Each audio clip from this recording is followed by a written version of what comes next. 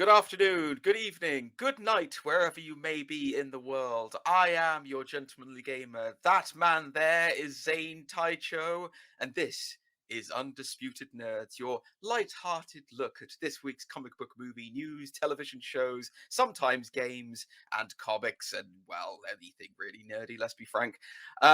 Zane, how are you, Squire? I'm doing well, thank you. Yeah, not too bad. I saw Black Adam again. I know you did. I saw it a second time. Oh God, we're going straight in with the controversy, are we? Okay, cool. Yeah, good. Yeah. What did you think of it the second time? Um, You I loved had it, new didn't you? thoughts. Yeah, you New went with different thoughts. people. That's why you didn't go with the bitter old gent like you did with. No, I had to pretend that I hadn't seen it though, Why?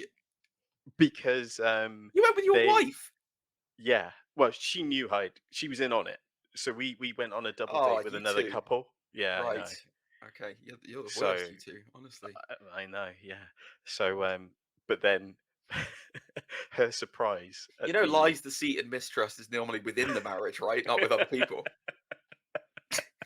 the worst part is This is not like a reflection on my own marriage. I would like that pointed out. after the couple were like, "So you're going to do a review about this on your podcast," knowing that we've already recorded an episode about it, and I was It's like, like, and then you're "Oh like, yes." you clearly don't listen to my podcast. Well, no, we had recorded like the day before, but it Oh, hadn't you been saw it like, published yet. oh, I So see. yeah. Oh, I see. You didn't tell him that you'd been with your work wife. No, no.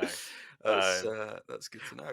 oh, the funny thing as well, I was sat Look next at to how the excited he kids. is, guys. You should have seen his little face then when he remembers it. He's like, oh, let me tell you something about Black Adam, my hero Dwayne. No, the funny thing was, it's not really funny. It's probably a little harsh, but there was like a But you ten set year it up old, well. maybe. Yeah, I know, 10-year-old, maybe 13-year-old that was sat next to me, and every 2 minutes he was jumping out of his seat, like, Oh, bless him. yeah, when Black Was it a Adam mirror, Zane? Was it appears. a mirror? No, no. But I was like, is it really that scary? Could it be perceived that scary? Oh, was he But like then, scared? I thought he was like excited, jumping out no, excited. no, no, no, no. As in, like, when Black Adam melted a man to a bag of bones in his hands, I Spoilers. was like, it's in the trailer. Uh, That's interesting yeah. because by contrast, I'm hoping there's no way that his mother's ever going to listen to this, so I think I'm safe. But my 10-year-old nephew came with us, Mm. and he was like, I think I don't want to use the word bored, but he was nonplussed by it quite a lot. He was like, yeah, all right, cool. I think he's got, my brother who may be listening. Hello, if you are. Mm. He's got him into like a fine art critic now when it comes to comic books. It's just like, is this Captain America: Winter Soldier? No, I don't think it is it? Okay, well then in that case, it's subpar. Uh, And he here was we not. are, like, mid. Yeah, it's mid. It's mid. Yeah, exactly. Well, that's good. I'm glad you went back and saw a film you didn't necessarily enjoy the first time and had to lie about it the second time. That sounds like a really nice weekend. It's fun, especially when the end credits and then you have to pretend like you've never seen it before. Oh my god. Oh my God. god, Cavill's coming back with all that chest hair? Ah. Wow. Sorry, I've just dropped a spoiler there for Black Adam in case you haven't seen it yet. He's But I mean, he's announced Cavill's it on done his a video. Instagram, so yeah. Yeah.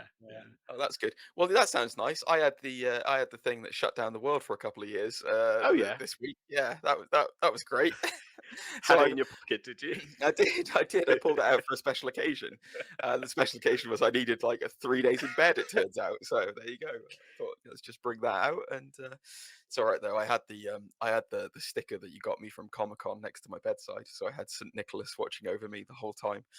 Um, God bless you, Mom. Yeah. But yeah, I haven't. It's been a weird old week, honestly, with that. It's so yeah, I've just been doing that, and then I'm glad you're feeling better though. thank you, mate. I appreciate that. I've been Mm. playing Marvel Snap a lot. You and I were just talking about this before the show. Mm. Yeah, I've been playing the new card game that's out there, mobile card game called Marvel Snap, and I've also been playing my old card game, Marvel Strike Force, which is I think slowly dying a death, but there we go. Yeah. We'll see. We'll see. I got Zombie Iron Man, so I'm happy about that. And I didn't pay for it. I did not pay for it. I want that known. Free to play Oh. all the way, apart from when I spend the odd fiver. But that's not the point. Okay, it's not the point. It's free to play. Twitch money's free money. All right. So yeah. Anyway, it's been a dull old week. I don't really have much to report. So it sounds like you've had the more exciting week by lying to your friends. Lying to my friends. I've done some streaming this week as well, funny enough. I streamed the Gotham Knights game. That was fun. Oh yeah, did you do that on YouTube? I did, yeah. YouTube Yes. gaming. Mm. I've also streamed the new Call of Duty Modern Warfare 2. Mm. How is it? Well, first, actually, no. Tell me how Gotham Knights is first, because I'm on the fence about purchasing it. Um, the cinematics are amazing, and Mm. I haven't finished it yet, but I'm really interested in the story. I'm just a little let down by the combat, Oh, which really? is, yeah, it's a shame considering like the Arkham series, it's well known for its combat. That whole counter system is just amazing, and this is Yeah. just has no feeling. I can see why people compare it a lot to the Marvel Avengers game that came out a couple of years ago. Oh, really? Okay. I do like the Avengers game still, but yeah, that's a shame. I think I will say with that, Mm, it's not, it's not Rocksteady, is it? It's the same company that no, made Arkham Origins, which is the one that had the clunkiest combat in it. So, Montreal. Yeah. is it Eidos Montreal? Am I hmm right? No, is it? No, it's I not. don't think they're Edis anymore. I think it's something Montreal. Warner Brothers Montreal. Oh, is it? Yeah, it's W. Yeah, that makes sense because it's okay. I'm not sure who the developers are now when I think about it off the top of my head. Um, but yeah, it's. I mean, we'll. It's funny because they'll do this stuff that's all in line with Arkham, and then we'll get the Mm, Suicide Squad game next year by Rocksteady, which will like reinvent how you do combat fighting in these kind of games again, probably, and then we'll all be like, absolutely. oh, and then we'll find out they've done horrible things to their employees, and we'll all be sad. Damn it, Rocksteady, just keep it on the level. Just keep it on the level. Come on, guys.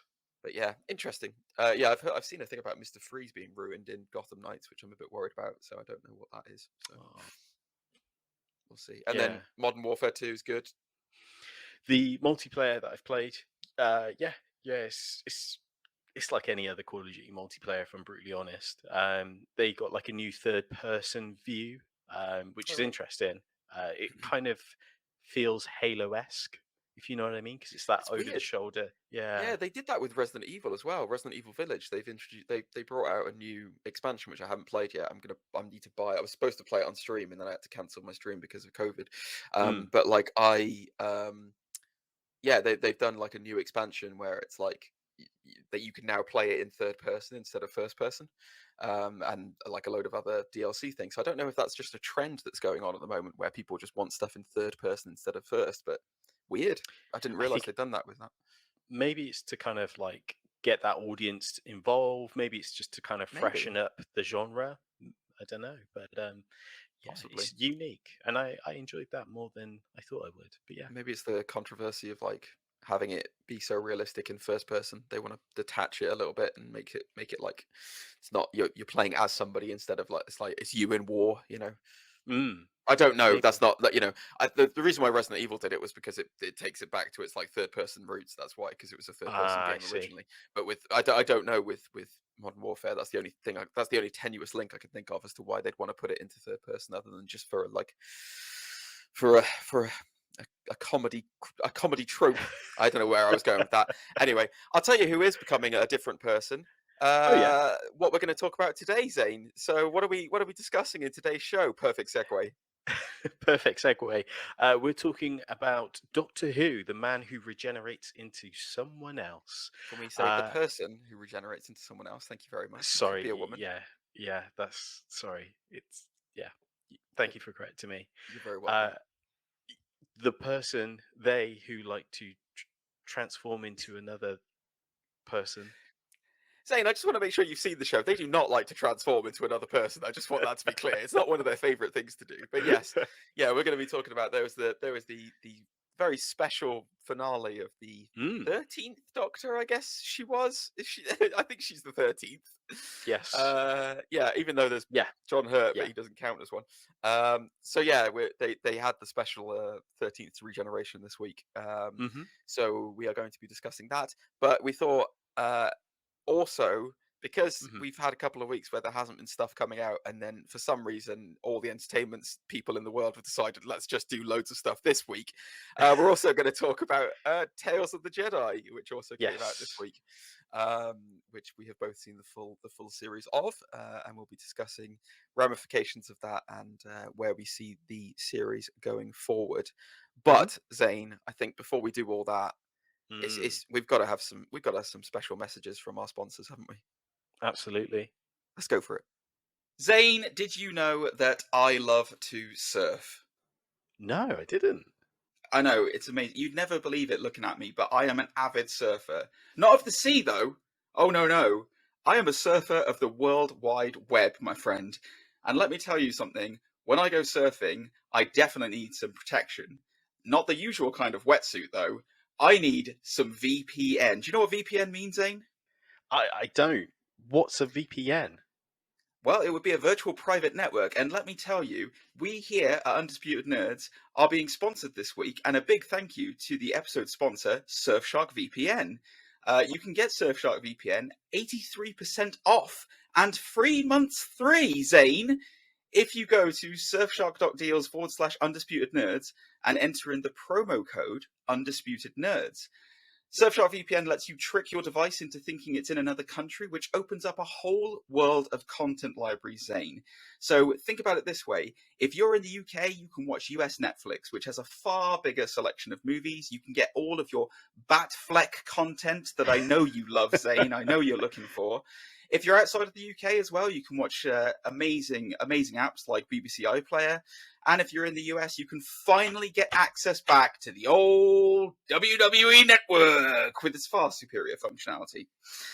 We've been using, me and Zane have been using Yeah. Surfshark here at Undisputed Nerds for a while. It is our official VPN, and it doesn't just let us gain access to all the comic book movies, but it also secures our networks by encrypting internet traffic, keeping our location and download history private, thankfully, so that people can't see me purchasing wetsuits.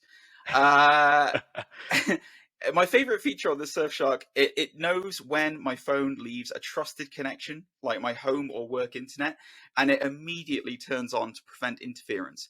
It's like having, I don't know, Batfleck's Justice League for your phone, Zane.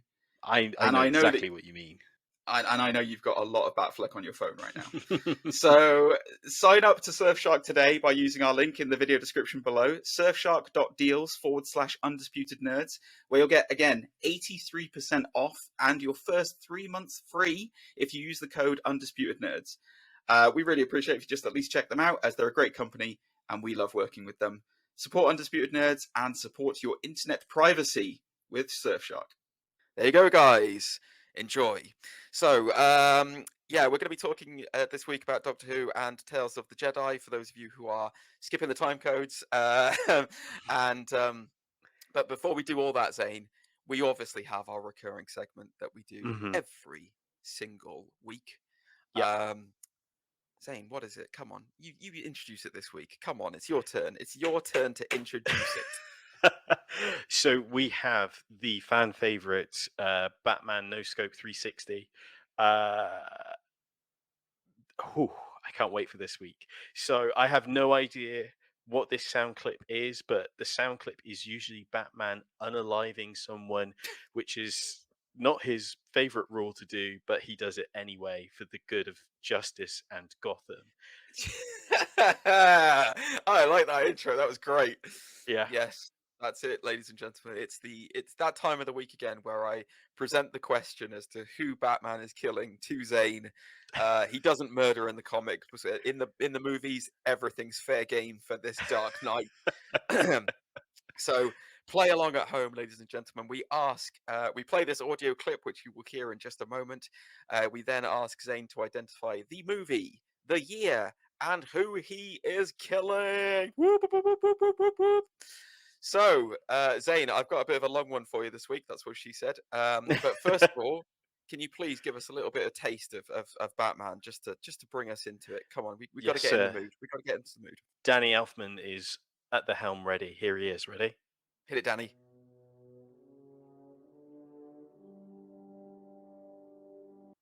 That's enough, Danny. We can't pay anymore. Okay, that's it. Good.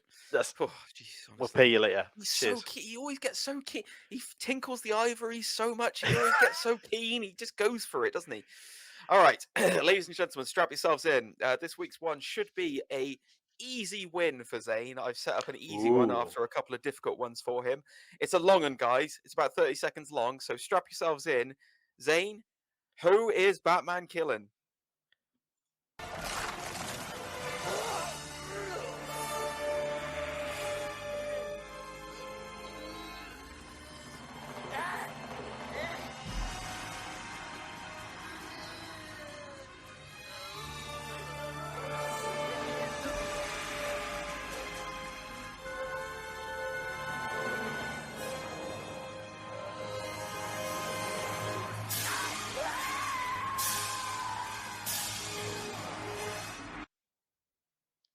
Who is it, Zane? Wow. Can I just point out, I wanted to include in the full 30 seconds of that because that clip's actually a lot longer. It's a lot longer. It's drawn out a lot longer. And my God, does he ham it up in that scene. So I just wanted to include in the full mores and mores of the person in question going the whole time. So it took me a second, but I think this is Jack Nicholson's Joker hanging off a helicopter ladder whilst being attached to a gargoyle at the same time. Can you give me the film and the year to complete the trifecta? So the film Don't is... don't pretend like you're struggling. It's the year part. I always second guess myself. Why? I don't know. I don't know. It's what we commonly refer to it as now. I know, but last week with Batman Forever, I was completely wrong. But we don't call it Forever 95. Well, we should. Well, yeah, well, maybe we will from now on. I can hear Val Kilmer saying we should refer to it as 95 because I'm 95. It's Batman 89 from the movie Batman by It is Tim Burton. Batman 89 from the movie Batman 89. It is. Ding, ding, ding. He's done it, guys. He's reclaimed his nerd credentials. We were worried about him. If he hadn't have gotten this one right, then we would have had to write off the whole thing because, frankly, I threw him a bone. You are correct, Zane. That was Batman 1989. Batman grapple hooks a gargoyle onto Joker's ankle and drops him off a ladder. To his death off a helicopter. Yeah, one of the finest acting performances from Jack Nicholson. Surprising he didn't get an Oscar for it, isn't it? But yes, there you go. Did you guys get it at home? Did you guys play it along at home? I certainly hope you did. It was. Listen, I've said it every week. I'm going to keep saying it. There's a lot more of these that we can do. They range in difficulty, but trust me, I am not. I am not done with this. There's loads more. It's getting to the point now sometimes where I think, oh, have I done the really iconic ones? Have I done the really iconic kills? The memorable ones. Yeah, there's so many now, and we've done so many now. I've lost track a little bit. I'm gonna have to rewatch the shows soon to be like, all right, yeah, I've done the one where he sets fire to that person. Okay, yeah, I've done the one where he puts the bomb in the pants. Oh god, that's awkward. Okay, right. And right. then the thighs around the neck. neck. Thigh thickness. I've done that one. Oh no. Okay, yeah, thigh and bell. That's what I call it now. The thigh and bell kill. But yeah, no. When I keep thinking about it, there's so many. Like there's just so many. I've still got like in that film alone. That not to. I'm going to give some spoilers for so make notes, guys, for times ahead. But I've got the chemical weapons factory when Batman just blows up everyone. I've got where he is on the Batwing and he uses his machine guns to just mow down streets of goons. Then and that's still Batman 89, right? It's still 89. Yeah, that's still Burton Batman. I haven't even got any further. Then there's where he drops Penguin through a roof in yes. Batman Returns. There's so many. There's so many. It's ridiculous. There's still some in Batman Forever I haven't done either. Yeah. And obviously, then there's like the kill count of Snyderverse alone. Like it's ridiculous. Like I've only used one example of a kill in that whole chase sequence. There's more of that coming. Don't worry. As you identified, there's still the pancaking scene where he just drives his car into the back of a lorry and kills several men. I was trying to Anyway, think if Robert Patterson has got a kill count. That'd be interesting. I don't think he does. That's why I'm quite No. impressed by this. Because even when even the car chase, he doesn't actually. Because at the end, you see him pulling people off the balcony, but he grapples them all together. So like you see them falling and then getting like hit into each other. Yeah. But even that car chase with the Penguin, I don't think he kills anyone in that car chase. I was just thinking there is a collision, but he drives through like a tanker, doesn't he? Yeah, And that's it's what not sets actually. off. Yeah, it's not Yeah. actually killing the guy in the cab. But there's an argument to be said. Like it's not by his hands; it's by the Penguin because the Penguin Yeah, smashes into other yeah, cars. and that's the thing. And even you can't even say that for the Dark Knight. There's still some Dark Knight kills as well that I haven't Mm. covered. Oh God, yeah. It's the classic. There's the classic. I won't kill you, but I don't have to save you. You're still killing him. You're still killing him. Sorry to break it to you. Anyway, there we go. So there you go, guys. Mm. That was this week's Batman 360 No Scope. Did you get it at home? I hope you played along. Hope you're enjoying it still. Zane, take us into what is next. So we're going to be talking about old Doctor Who first. Yeah, let's talk about Doctor Who. There was, as you mentioned previously, a special last week as we're recording this, which was the penultimate episode. Is that the right word? Or the finale, I guess is probably a better word, of It's yeah. Jodie Whittaker's run as the Doctor and Okay, Christopher Chris Chibnall. Chris It's Chibnall, thank you. Chibnall. I can never say his name right. Chibnall, something like that. Guy who wrote Broadchurch. Mm, Yeah, it's weird, isn't it? Because yeah, it is definitely Whittaker's finale. Like it was mm, her end game. But the thing with Doctor Who that's kind of confusing it. So me and you, I think, is safe to say that you and I first probably bonded over Doctor Who when we worked hmm together many yeah, years ago. Because you had a Dalek calendar on your desk, and I was like, "Yeah, he's into Doctor Who."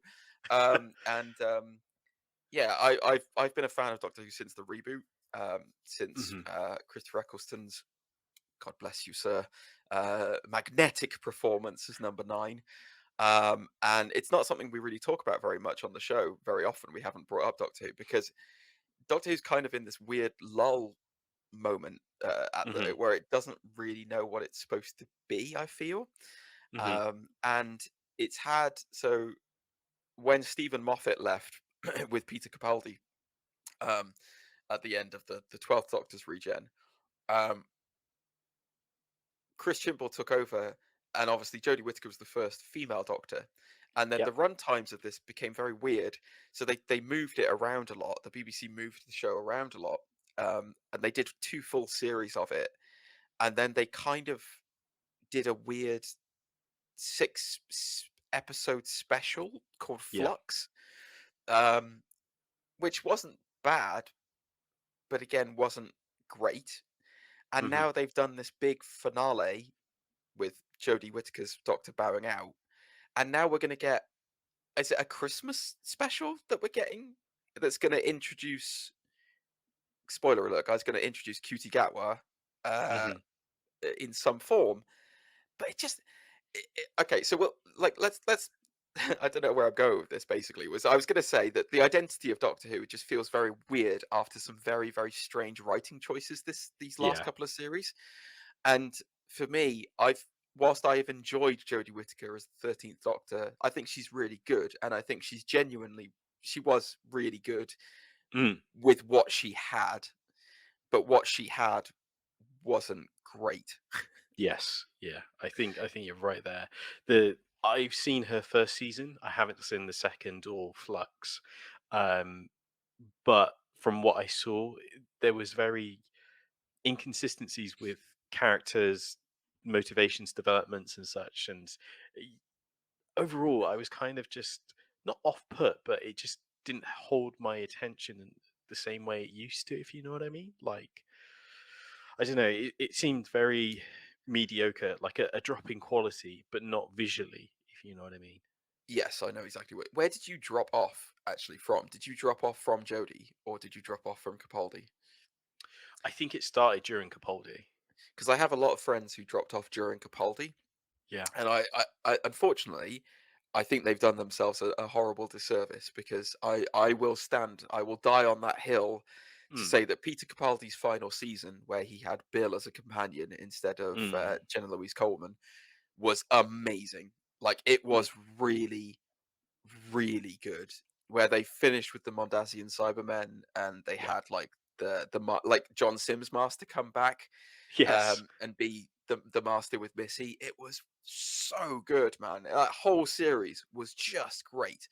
And it was Moffat writing really well again, like for the Yeah. end. And the thing about it was right was that I know what you mean by that. It does feel a little bit like Moffat invested all of his best stories in 11 in Matt Smith's Mm. Doctor, and then he kind of ran a little bit out of ideas towards the end, so he was kind of retreading old ground. However, there were some absolute diamonds in the rough during Yeah. Peter Capaldi's. Like there's I can't remember what the episode name is called. Oh no, that's going to drive me nuts. It's the one where he's stuck in a tower. It's a Yes. one man play basically, and it's him and he's repeating time over and over again. That is unbelievable. Like Easily the it's best episodes of his run, yeah, I think. yeah. I mean, yeah, I would probably say so. Yes, it was phenomenal. Um, but yeah, and that's the real issue I have with Jodie's run is that I can't point to a single episode of hers and go like that. That right there is like Mm. yes. Come on, that makes me like Doctor Who. Come on, there's nothing like that in Jodie's run. It was just kind of like a, oh, cool, all right, you know. It's Hmm. kind of like the oh god, what's the way of saying this? It's like the Sylvester McCoy of runs, you know. It's like there's nothing really offensive about it. No. It's a fine run. There's some cool ideas in it, but there's nothing there that makes it stand out and makes me go, "Oh yeah, yeah, come on, McCoy," you know. Yeah, yeah, you're definitely right there because I think there's only the one episode that I remember of McCoy's, which is when he talked to Dalek into committing suicide. Wow. Exactly. I'm not sure if I would You remember know, that as a "yeah, come on, McCoy" moment, but sure, but you're okay. never gonna forget it, are you? So yeah, there's that. But I Hypnotizes him with his lapels. with his umbrella. Umbrella. Uh, yeah, yeah, it's a shame. It's a shame, and I think it's dawned a new excitement though, and a new Yeah, regenerate regeneration. a new regeneration of fans. You absolute loser. What is wrong with you? Yeah, let's talk about the show itself before we kind of get on to the kind of future things. So, as far as finales go, um, what did you think of this episode? Standalone, bearing in mind you haven't seen Flux and you haven't seen the second season of Jodie Um, Whittaker's. I thought it was a little bit difficult to understand certain players. Because like for example, I didn't know why the train staff knew about regenerate Cybermen that can regenerate, Yeah, I which didn't know was either. I was like that seems weird that they know about that. So yeah, that was a bit jarring. But it seems there's some things that just seem random, like Bradley being in the sort of lava pits investigating Daleks Yep. just out of the blue. So there's certain things, and something we mentioned like off stream is the Master. So the Yeah. Master's back being recast and such. Um, Well, I mean, he's not bit. Yeah, okay. I feel like a lot of this is like kind of like because you and I are very familiar with the previous Doctors. They've not been mm. recast. Sasha Dewan has been the Master for the last 4 years, but like because you're not familiar with seeing him in Doctor Who, Yeah. yeah, he feels like he's a new entity. Um, yeah, you and I were talking about that. He is one of the best things about this. Like Mm, Sacha Dhawan's master is amazing. He's so good. Like yeah. that actor is unbelievable. If you're out there listening, Sasha, I know you're a friend of the show. Feel free to write in and let us know. But like he made Iron Fist good as well. I just want He to put did. that like Yeah. season 2 of Iron Fist was excellent because of his Iron Serpent or Steel Serpent, Mm, sorry. Like Sacha Dhawan's great. Like he's yeah. really good, and his portrayal of the Master, because they tried to do something very different with the Master with Missy. So Hmm. obviously the Master regenerated into a female in the previous regeneration, Capaldi's run, and he kind of became a lot softer and was almost on the Doctor's side towards the end. Mm, Was actually kind of like with him. Um, this master, oh no, oh no, no, no, no. We're back to the full old, like like over almost overacting master, hmm. like craziness, like just absolutely Hamming it up. insane genius, but like so good. Like Hmm. he does channel. I feel like Sacha Dhawan was channeling a little bit of John Sim in this, especially in this Yes. episode, because there's a so in the episode Master is in 1916, somewhere like that, Yeah. pretending to be Rasputin, who It's a great advisor to idea. yeah, it is a great idea, I like advisor to that. the Soviet ruler of the time, and and then yeah, and then there's a dance sequence later on where he dances to Rara Rasputin, and it's amazing. It's so well done because he knows he's about to win, and he knows he's about to beat the Doctor, and he does. He does beat Mm, her. I think the one thing I will say about this was that with Chibnall's writing, he did tend to make the Master seem more interesting than the Doctor. hmm. Yeah. I would have rather have seen a Master series than I would have seen Doctor Who series with this, honestly. And I don't know whether that's just that he wasn't. I don't know much about Chibnall's writing style beyond Broadchurch, but Same.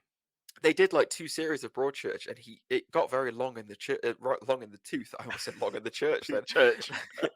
It got very long in the church, and a lot of people complained about the fact that it had no sense of direction.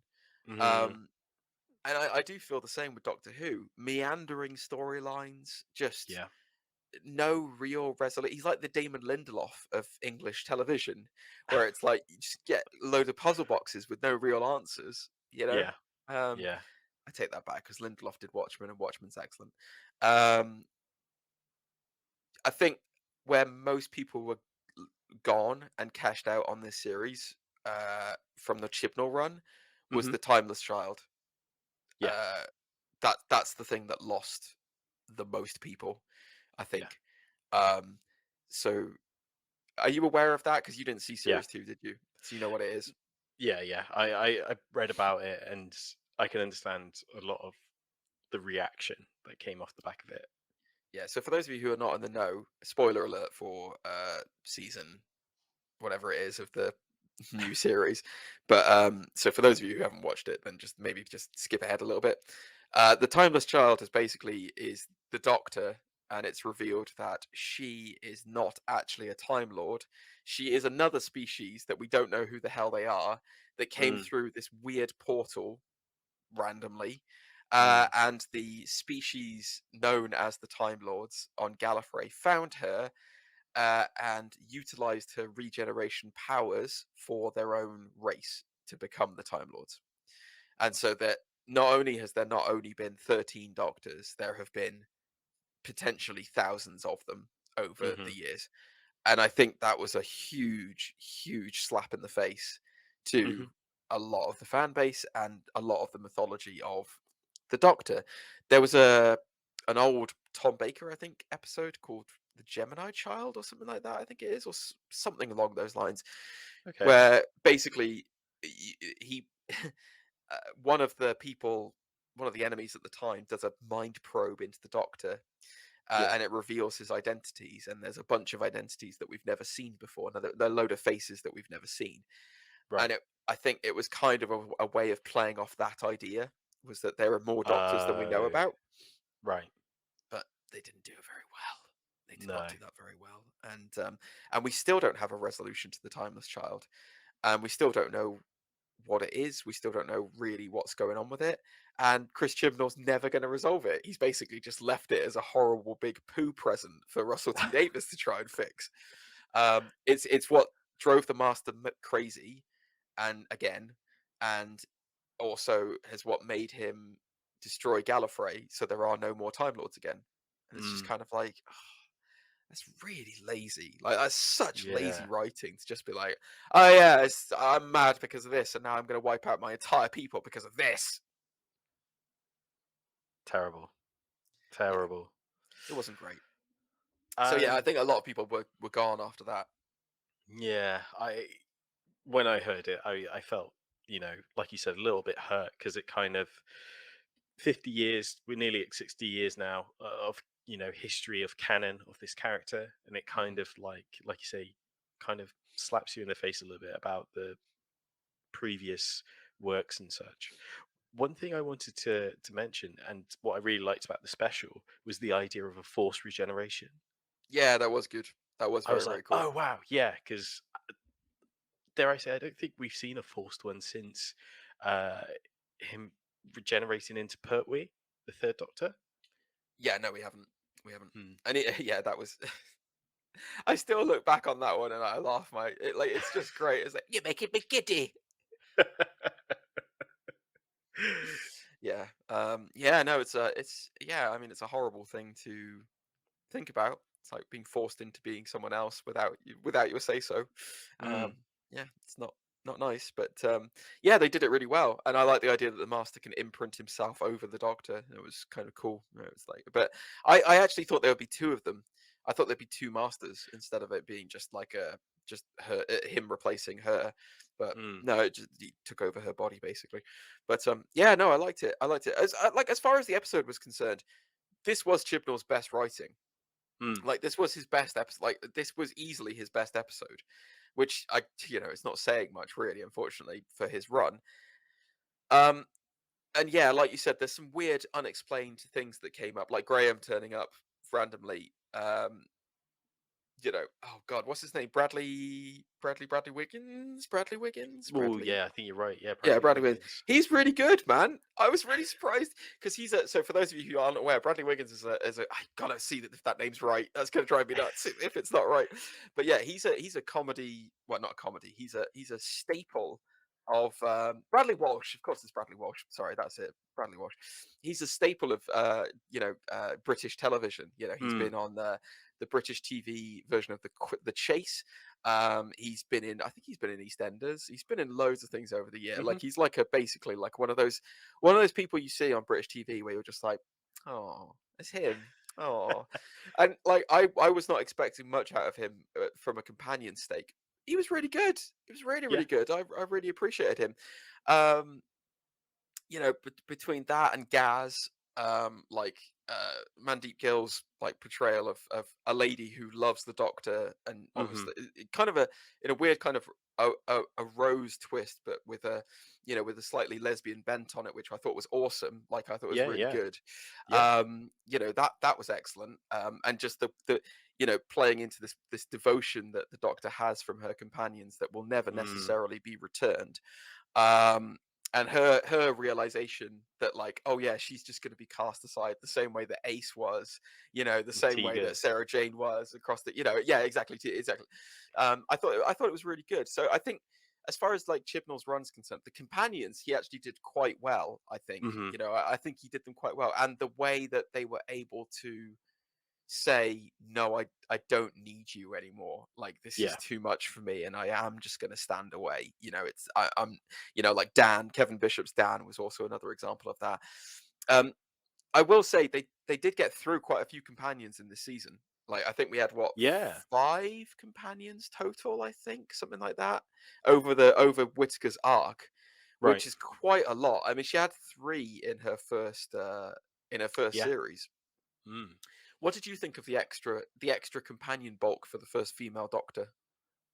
Um, I'm not sure what to make of it really, because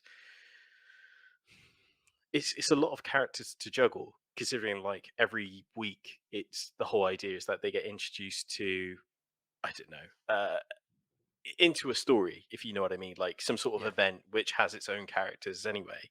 So, but then it's not exactly unheard of. Like being familiar with Peter Davison's run, he had Tegan, he had Ace, he had Asterix, he had not Ace, sorry, he had Asterix, he had Chameleon, the robot canine, Yeah, yeah, all yeah, at no, once. absolutely. So, Yeah, and the first Doctor had 3 companions, I believe, right at the beginning as well. So mm. like, it's not unheard of. It was just weird to see in the new generation because we've only ever Oh had the my, Ponds. sorry, oh my God, Chesterfield made an appearance in this episode. Yeah. Ian Chesterfield, he must be like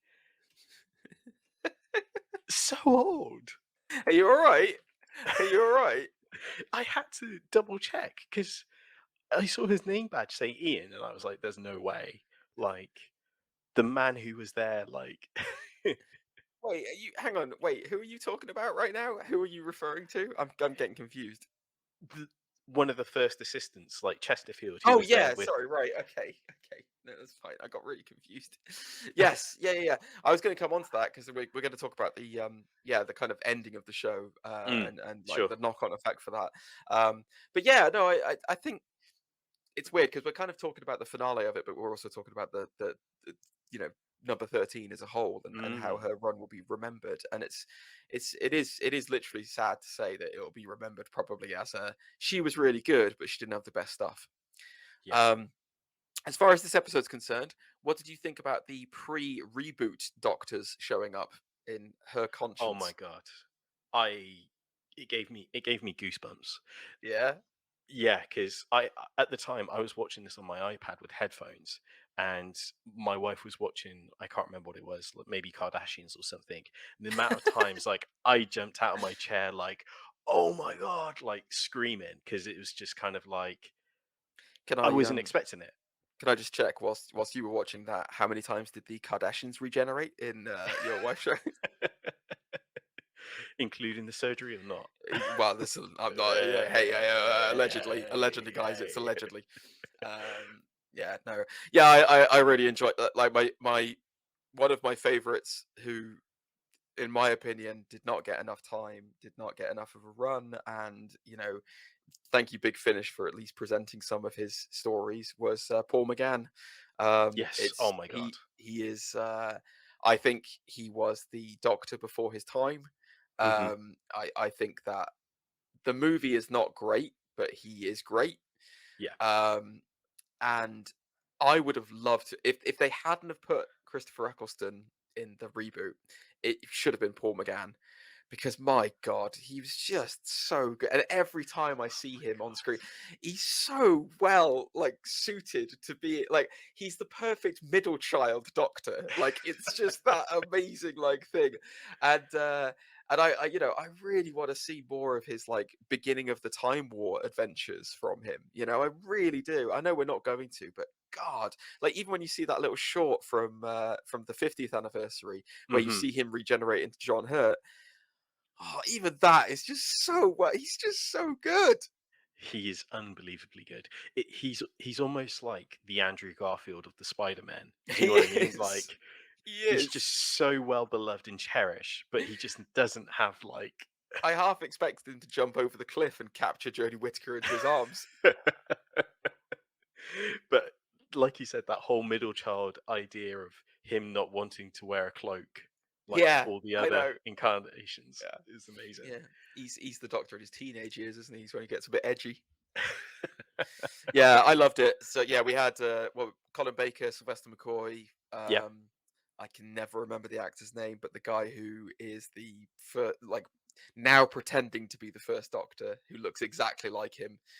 Oh, who plays as Finch in Harry Potter? Yeah, and he was one of the guys in Game of Thrones, with the horrible family. Walder Frey, that's it in Game of Thrones. Nasty, nasty man. And yeah, and the Fifth Doctor as well, who showed up. And then the Master dresses like him as well. Did you notice that? He's Yeah. got the celery in his pocket. I was like, Yeah. yes, that's so good. That is so good. It is Peter Davison, isn't it? Who It is was Peter Davison. Thank you. That's the name I'm I was thinking looking of for. Yes, Peter Davison. um, the actor the you're father-in-law of David Tennant, which still uh, surprises me to this day. David Bradley plays as the first David Doctor. Bradley, that's it. That's it. Yes, yeah. So anyway, I mean, yeah, they all make an appearance as the Doctor's conscience to kind of like fight against the Master after he's been force regenerated, or she's been force regenerated, I should say. And yeah, you know, I think as far as like ways of dying go, this one was an interesting way for the Doctor to go out, hit by a stray laser beam. Yeah. I mean, okay, cool, fair enough. Blink and you miss it, and I was Yeah, like, it was very much that. I'm glad it was the Master who did it. I'm glad it was the Master who did the final blow and was like, "F you, Doctor." Um, yeah. So I mean, it's all change, isn't it? Now it's I guess we should kind of come along. Uh, I don't think we can sum it up any better than Jodie Whittaker, good Doctor, bad mhm, material. I think that's yep. the way that we can write it up. Chibnall, sorry mate, not your finest hour. Really, you need to go away and think about it. Things. There was a couple of hanging threads that we did notice that haven't come up. There was the Time Lords, the Cyberman Time Lords. What did you think of Mhm. those guys and their regeneration powers? No, thank Did you you. care? No. Right. Okay. Daleks versus Cybermen somehow working together, but then not working together. I think here's a crazy idea. The way that this felt like to me, like reflecting on it, was the idea of keep the Doctor busy enough so like the Master could do this overall scheme. Sound like you said dog turd then. But you know, Yeah. keep the Doctor busy enough, like Yeah. Distracted. occupied. Yeah. Um, It's your but I classic. don't. It's your classic Bane Batman tactic. Exactly. That's exactly what I thought of was the Nightfall. But I was like, do you have to use Daleks and Cybermen? Like, I know Yeah. they're always there when it's the Doctor's like biggest moments, but it's kind of like you No, could I have. agree. I agree. You could have used someone else. It didn't have to Mm, be them. Um, yeah. Just so the loose threads on this. Obviously, the companions now have their own support group for if you've been nice. left behind by the Doctor, which I thought was I actually liked that. I was like, yes, that's a good That was thing, cute. Chibnall. Yeah. Yeah, that's a good thing. Well done. I do appreciate that. And then the other thing that the train that you mentioned earlier on. Mm, So the Master breaks into that train with the Cybermen, and hmm they take something that is inside a pod, and then it's never talked about again, to my knowledge, in that episode. I may have missed it because I was sick with the illness at the time. mm, But do you remember what they took from that train? no. They took a little girl. Oh, that was the energy source. Was that the energy source for the planet? I think so. Are you Yeah. sure? Because I wasn't sure if that was the energy source for that planet, or if that is an unknown little bit of thread that they have taken and they have gone, maybe we're going to resolve the timeless child stuff in the future. No, I think it was the the energy source of the planet, which is Okay. sometimes perceived as a child. In that case, Chibnall, you suck. Because I thought that was going to be a running thread that they were going to loop into Russell T Davis's run, where Mm, they could then be like, right, we're going to clear up all this timeless child nonsense, yeah. and it's not her, it's not the Doctor. It was just some like what I want to have happen is I want it to have been a story made up by the Master. I want it to be a Yes. lie for the Master to justify killing everyone on Gallifrey because he's just flipped, and I wanted it to be like that. That's what I want. I want it to hmm be. They need to retcon that because it's not. Absolutely. It's fine if you want to have a the Doctor wasn't the Doctor before the first one, and you want to say hmm that lady lived her life in like Gloucestershire and whatever, and that was her. That was the Doctor before she was ever the Doctor. Fine, happy if you want to do that, but I don't want it to be she's the genesis of the Time Lord race. That is no, No. no, thank you. There's yeah. No, I agree because I love the wrestle on Omega stuff. So yeah. Exactly. Um, so yeah, so it's all change. And what happened at the end of the episode, Zane? Presumably the Doctor regenerated into the next one, right? That's right. Outside of the TARDIS, first time in ages. Oh, cool. So who did he? Who did he? Yeah, I was going to say, wow, he thought enough to open the door this time. Uh, Step outside. yeah, congratulations. Actually doing a non-populated area, genius. Uh, So I assume then he just regenerated into Cutie Gatwa, and we're off and away, right? We're going Oh straight into the. no, Oh no no no, no! Oh no, no, what no, happened, no. Zane? Uh, and for some unknown reason, uh, we've got a regeneration of an older Doctor, as in David In Tennant every sense of the word. re-emerges from the energy beams, and it is a delight, a It is questionable delight, magnificent but to see him wow, again. yeah. Yeah, it's really weird. David Tennant's back as Doctor Who. The 14th Doctor is now Yes. David Tennant. I don't think they will. I really don't think they will class him as the 14th Doctor. So the thing that immediately stands out to me why this is different from every other Mm. regeneration, his clothes regenerated. I noticed that, yeah. It's not just his body. So it classically in Doctor Who throughout the years, the body changes, but the clothes do not. So Mm. you are always left with the remnants of whatever the Doctor was wearing when he last died. This time, everything changed and everything was transformed. So here's my hot. Do you want my hot theory as to what's happened? Give it to me. I think Mm. that this is the Doctor from the alternate reality. Remember in Russell T Davis's run, there is the The human Dr. Doctor. Donna. Yeah, exactly, the one who goes with Rose. Mm. Because if you watch so there's a trailer that's come out for the new series, like a very Mhm. short teaser trailer. In that, in that trailer, Cutie Gatwa is on the same cliff top as this one, as this Doctor, and he's in like disheveled clothing and everything, a la it does look a little bit Jodie Whittaker-esque clothing, going, what? What? And I'm thinking they've it's some kind of dimensional rift. They've switched places, and the energy has made them switch places. So that Doctor has come into this reality, Okay. which is why in the Christmas episode he's gone to find Donna, because that's the only person he knows if you think Ah, I about it. see. And then Yeah. in this, and then obviously it's going to be the case of the two switching back and forward. So I don't think David Tennant's actually going to be the 14th Doctor. I think he's just phase shifted with whoever with the Doctor Donna, and that's how David Tennant's come back into it. Because also they have to try Mm. and explain a little bit about the fact that David Tennant looks older. And he does look older in the show, Sure. like he does Yeah. visibly look older, and the regular Doctor ages, like Dr. Donna Mm. ages. That's my hot take on it. I think they've switched places, and I think I've that's got a what's happened. theory Oh, go if on. you're ready Oh to yeah, hear yeah. Of course, this. I want to Yeah. hear it. I always want to hear it. So you know Still how cooking. you know how the previous Doctors mention that this is the point where they pass the baton on, and this is where the transaction happens. Knowing David Tennant's 10th Doctor said, "I don't want to go," I'm wondering if he never really went, if you know what I mean, or made that final jump, and that's what's happened. When Jodie Whittaker's ready to go, what's left is the one that wasn't ready to go. I do. I understand. Yeah, I do understand where you're coming from. That from a writing perspective, I think that's going to be Mm. quite hard to explain away, because Peter Yeah. Capaldi's Doctor was very, very, very reluctant to go, and actually stopped his regeneration for a time, Oh wow. and then was at the end of his run, he was going to die. He wanted to just die. He didn't want to regenerate. He was going to stop himself, and then it was only when he finally accepted that he needed to pass on to the next person that he gave Mm. up and moved on to Jodie.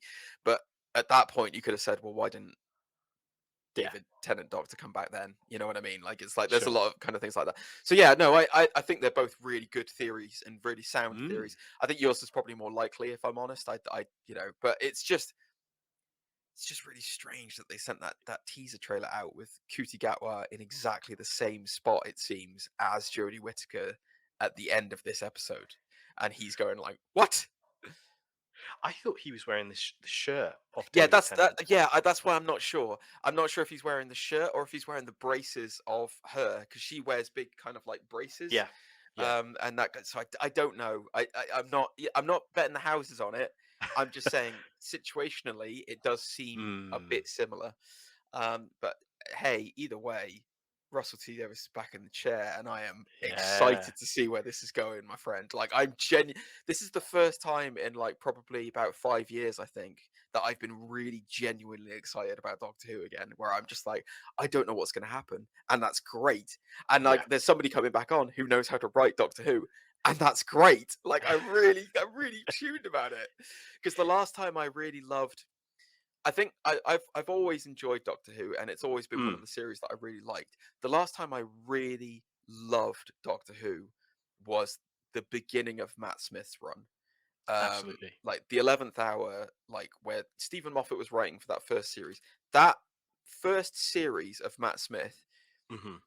every Doctor for me has like their magic series, right? Yeah. David Tennant had his first series. Yeah. Matt Smith has his first series. Capaldi ironically has his last series. Yeah. Jodie Whittaker, I might but go back and rewatch it over time. And Mm, obviously, Eccleston only has the one series, but that was magic as well. But like mm, the 11th Hour, the first introduction of the 11th Doctor, that was the last time that I loved Doctor Who, running up mm. to the 50th episode, and I'm genuinely feeling like hype like that again, because like I am. Kuti Gatwa is like the most perfect casting. I cannot I cannot begin to describe to you how excited I am to see him as the Doctor. Wow. Not only the first Black Doctor, but like the Mm. first Doctor. Like, it's gonna be amazing. It's gonna be so good. And I want to hear him say "filthy little pigs" as he does in Sex Education as well. That's what I want to hear. Yeah, I'm super charged for it, and it's like, I don't care about the ages thing. I don't care about him being too old, too young, or whatever. But it is Hmm. going to be nice to see a young, exuberant, like, let's just Yeah. do this, Doctor. I cannot wait. So yeah, bring it on. Bring it on, indeed. Just like you, I'm excited. Um, I think this move is a great way to get casual fans back as well. For those who haven't watched it for numerous years, a bit like myself, I think it was a great way to get the headlines to be like David Tennant is back, and Yeah, everyone's like, oh, clickbait, clickbait. yeah. Even though it's probably for a special. Oh Yeah, yeah, it's only going to be for one episode. He's not going to mm, be back like more than that. Although he might be oh, back for the it's 60th. the 60th. Yeah, yeah, yeah. That's the big question for you. Who do you think is coming back? Christopher Eccleston has fundamentally said he is not coming back. Oh my Categorically, no. god. He's not doing it. He was at a Dragon Con event talking about Big Finish books, and he said, "No, my relationship with the BBC and with Russell T Davies has not been repaired yet, so I will not be coming back, but I will still be doing Big Finish." Um, the one who is a question mark. So David Tennant is probably going to come back for that, I would Hmm. guess. I, the two that I think Peter Capaldi is going to come back for it. I Yeah, really genuinely do, because without a he doubt. said well, you say without a doubt, but he said, "Oh, I've done my time. I'm not coming back." He said that I saw recently, that but interview. Yeah, yeah, but it's like, I think he will. He's a yeah. massive fanboy, like same as David Tennant. I think he'll definitely, any chance he gets to be the Doctor again, he'll jump at it. The one I'm not sure about is Matt Smith. I'm really not sure about that, purely because I don't know what his filming schedule is like. Because obviously he's Mm. coming off of House of Dragon, which we may talk about at some point on a different show, guys. But my God, that series was fantastic. Spoiler alert for my opinion on it. Fantastic. And he is incredible in it. But he's going to be filming that as well. You would Hmm. imagine starting pretty soon. But I don't know whether there's enough of a gap for him to do it. But can you imagine if we saw the 10th, 11th, and 12th like all together for the 60th? That would be fantastic. I would love that. Yeah, me too. Because I guess I've seen some people on Reddit like mention this. Like this last episode, this special that we just saw, could be perceived as a Five Doctors because we had five Yeah. doctors appear in it. Yeah. Um, Not quite the same though. They're not all side by side. You want them all no, no, no, interacting with each other. That's what you want. That's the money. absolutely, yeah, that's the money. So yeah, I'd be really excited for the 60th to not only have those handful of doctors, but maybe push it a little bit to maybe have Paul McGann, Yes, I think he's the one please. that can.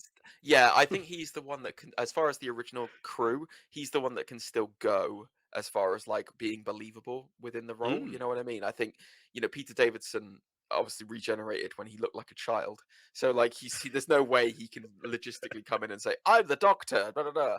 But like Paul McGann. Yeah, I'm with you Yeah, on that 100%. I would love to see that. Oh man, 8, 10, 11, and 12. Oh, that mate. would be The interactions lush. just between 8 and And 11. Cootie as well. Get Cootie in there, and Yeah, then you've got the 5. Yeah. Oh, please make it happen, Russell T Davis. Anyway, God, we talked a lot about Doctor Who this week. I didn't think we'd more than actually I go thought into we it. would. Yeah. Yeah. Oh man. All right. Well, we'll talk very briefly about Tales from the Jedi then, and then we'll round up quickly, guys, because yeah. So anyway, Doctor Who. We're excited. Let's do this. We'll probably be covering it more on the show as a result of this newfound love. Um, so I'm gonna just 1 second. Let me just in the background make a little Oh yeah. aesthetic choice. There we go. Ooh, look at that. Get it a bit more colourful. So the other thing that happened this week was that Tales from the Jedi came out, or Tales of the Jedi, Mm, Tales of the Jedi, Tales from the Jedi. I can't remember what it's called. of the Jedi. Of the Jedi, right? Um, So this is set quite a long time ago as far as Star Wars canon is concerned. So it is how far before Phantom Menace? What, like 60 years, 50 years, something like that before Phantom Menace? Sure. Yeah. Um, I'm going to let you do the lead on this one, Zane, because I want to hear your thoughts on Tales of the Jedi before I come in and give my weighty opinions and big mouth. Okay. So I think first things first. This is 6 episodes. They range about. Ooh, I'm not sure how long actually. I don't know why I've put myself in that corner, but Like 20 minutes, 20 minutes. give or Uh, take. First episode is based on Ahsoka and discovery of her powers. And then the next 3 episodes are based on a very young Count Dooku. And then the last 2 episodes, again, are based around Ahsoka. So it's a kind of a weird order, I guess, but Yeah, in I an order that makes sense in terms of where they take it's place in time. yeah, it feels like it's a canonical order instead of Mm, a chronological order instead of this makes sense for a story perspective. yeah, yeah. Uh, as in my opinion of it, it was undisputed for me. I really enjoyed it. Um, I have to admit there was some really janky animation at some points. Oh Um, right, okay. that just from my own perspective. For example, in the first episode where there's like a tiger that brings her back to the Yeah. village, it Hmm. looked very PS1 polygon It sort of did. like Yeah, I agree. robotic I movement. know exactly what you mean. Yeah, yeah. Um, but that was my only gripe with it. But yeah, I really enjoyed it. I thought there was some really interesting moments and story beats. I think this series is it's an example of something if you're a Star Wars fan, if you like the Mm, lore of Star Wars and you want to know more about stuff that happens behind the scenes, this is the show for you. It's great. I think for casual audiences, I don't necessarily think this is a no. good pickup show for casual audiences. I thought of the 6 episodes, the first one was very much the weakest. Hmm. The child Ahsoka, the baby Ahsoka, and how she has an affinity for talking to beasts in like from a young age, and obviously is in tune with the Force. I watched that first episode and I was like, if this is how the rest of the series is going to go, this is going to suck because this is I don't. It felt very much like a. So this was done by Filoni. Mm, Um, it felt very much like when you watch the Clone Wars, yeah.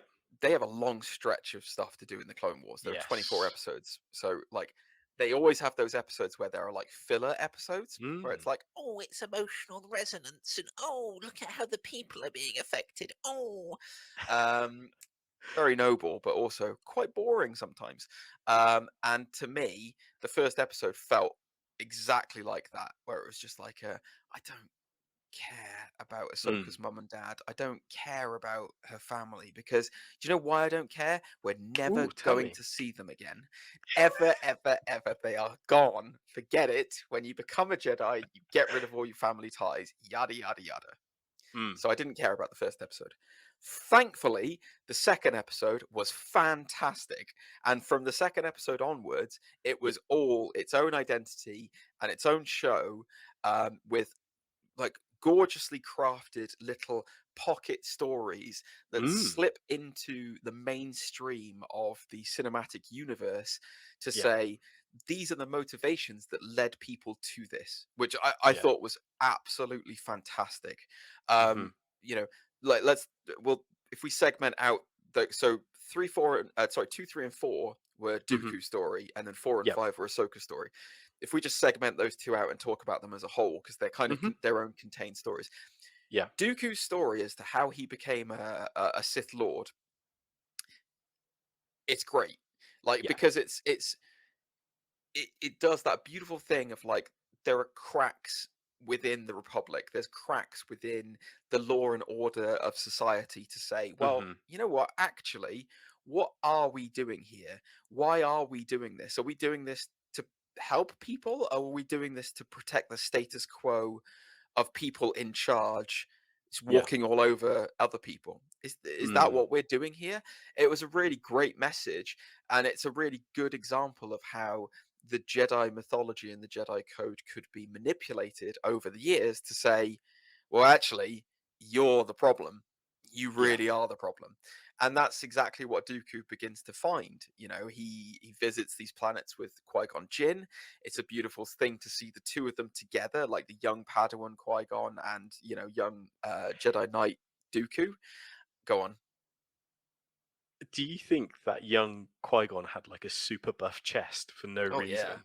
Oh, yeah, he was well sexy, wasn't he? God, honestly, I was all over that Qui-Gon. It's like, Oh. why are those pecs peeking You know out? why he had that super buff chest? Why? So that Maul could stab right through it later on, like boom, straight there. Suck it, Liam Neeson. But no, I like I will say this as well. Whoever is, I don't have the name in front of me. I apologize, but the voice actor that they got in to do Count Dooku, Hmm. to do the mimicry, I guess you could say, of the great Christopher Lee. Bravo! My God, that voice was impressive. Every single time I did a double take, and I was like, "Have they got Christopher Lee back for this somehow?" Because this is really good. Like, he He's sounds very. so good. Um, The Go on. gentleman's name is Corey Burton. Corey Burton, bravo, Corey Burton. Mm. Your skills as a Christopher Lee voice is unbelievable. But yeah, so obviously the slow cracks begin to show in Dooku where he gets tempted by the dark side, and then the thing that finally really sets him off is Qui-Gon being murdered Mm. by well by Darth Maul, Hmm. and we see how he reacted to that, because we never saw that in the films. Um, we see Yaddle. We actually Yes. find out what happens to Yaddle, because that has been one of the biggest Star Wars mysteries since like the Clone Wars. Everyone's like, "Where's the female version of Yoda gone?" Well, she's dead, everyone. She gets brutally murdered by Count Dooku, and that's what tips him over to the dark side completely. Um, yeah, that scene was again. If there's one thing that the animated series and the animated people do Hmm. at Disney Star Wars, their fight sequences are really good. They are Because really good. yeah, if you haven't seen it, guys, in episode 4 there is a big fight between Yaddle, who is the female version of Yoda, as I said, and Count Dooku. And you can understand where Count Dooku gets his like Yoda repellent skills from in Attack of the Clones, where he's all like dealing with his flippy stuff. Because yeah, he ends up killing Yaddle in this show, and it's a great fight, and it's in front of Sidious again, who seems to love watching people fight in front of him for some reason. Talking of Sidious, Ian McDermott. Well, yes. Why did you Sorry, say it as if it was a question? I'm always unsure how to pronounce his surname. Yes, Ian He, McDermott retained his role, didn't he? yeah, he came back to do some voice acting as well as Liam Neeson, Yeah, Liam Neeson was as back as Qui-Gon. as an older Qui-Gon, which was amazing. So yeah, I'm surprised, like, because normally when it comes to voice acting, you're like always a bit like, oh, will they Is ever it get? him? Yeah. Yeah, yeah, but yeah, a We also nice, get the pleasant link surprise. in Attack of the Clones as well as to who deleted the Camino files, as to why there's no Hmm. record of them in the Jedi Temple. It was Count Dooku. Yeah, it was just really well done and a really great little showcase of how, through the greatest of um, respect, people do the right thing, but it can so often lead to the wrong outcome. Yeah. And it was great. Count Dooku stuff was fantastic. And if you're not interested in Ahsoka, I would still recommend going and watching just for the Count Dooku stuff alone. Um, Mm. and then coming on to the Ahsoka stuff, so the final two episodes of her, we get an episode where she's taken through some pretty brutal training by Anakin, Yeah. as a way to toughen her up, essentially, and make her better, which is Mm. probably a good example as to why she stands out among other Yes. candidates in the Jedi, because he was a lot harsher with her and did make her do a lot harder regimes than most. Yeah. And then we see the classic, I'm a Jedi hiding out, and oh no, trouble's come to town, and I need to deal with it. Yes, the old Ronin story. Yep. It was great to hear the original Clone Wars cast back. So Matt Lander, Yeah. Landa. came back. Yeah, I know who you mean. Re- You're good. yeah, reprised his role as Anakin, and Ashley Stop Atkinson. doing it to yourself. Why do I, you c- keep questioning yourself? Stop I doing don't it. know. Back as Ahsoka. Yeah, it was great, and again, I think it kind of just pads out some of the questionable things, like at the end of the Clone Wars, Clone War TV show. You Yes. kind of question, how does Ahsoka able to like fend off hundreds of like clone troopers? Well, now we know, because Yeah. she had, you know, serious regimeable training Yeah. all the time. Yeah. Anakin kicked her ass in order to make her do it, basically. Yeah. It was And over prepped her, I guess. yeah. And then I guess like the end of the end of the series, you get kind of like she's working with Bail Organa Mm, to kind of like help, I guess. There's the same way that we saw with in the Obi-Wan series, where there's a lot of Quinlan Voss, for example, in the background is helping yeah, out the rebellion and helping them, and it'll be much the same with this. Um, one little nitpick with this series, the title. yeah. I don't like the title. Go on, because it's only two Jedi. No, it's two people who aren't Jedi. Do you know what I mean, though? It's like Tales of the Jedi, and your first two stories are about a lady who declares at one point, famously fighting Darth Vader, "I am no Jedi," and then a guy who becomes a Sith Lord, Mm. Darth Tyrannus. It's like, what? Why? I don't know why they called it Tales of the Jedi. Why didn't they call it Tales of the Force? It would have been a lot. You know what I mean? It would have been a lot. That And then makes a lot of sense, yeah. And then also the other thing that frustrates me about that title, they're kind of lumbered with it now, because you can only tell tales about Jedi or Mm, Force sensitive users, whereas there's loads of other Force sensitive people in the galaxy who have amazing adventures who aren't necessarily Jedi, and it's just kind of like absolutely. you've kind of hamstrung yourself a little bit with that title. I don't like that. So hopefully they change that and make it a bit more like, maybe it'll be the spiritual successful of Tales of the Jedi, Tales of the Force, because it just I don't like the fact that it has to focus on Jedi. It's the same argument Mm, I always have when I'm like, every Jedi doesn't have to be a Skywalker. Like, you can yeah, have other yeah. bloodlines who are a Jedi. It's just crazy. Oh, I got to tell you this run theory that I heard that's Ooh, absolutely out there about the yeah, greater Star Wars lore. So in Rise of Skywalker, yeah, Palpatine's big thing is that he wants to have Rey's body to transfer his consciousness into it, sure. his Force ghost, basically, to inhabit the body. Hmm.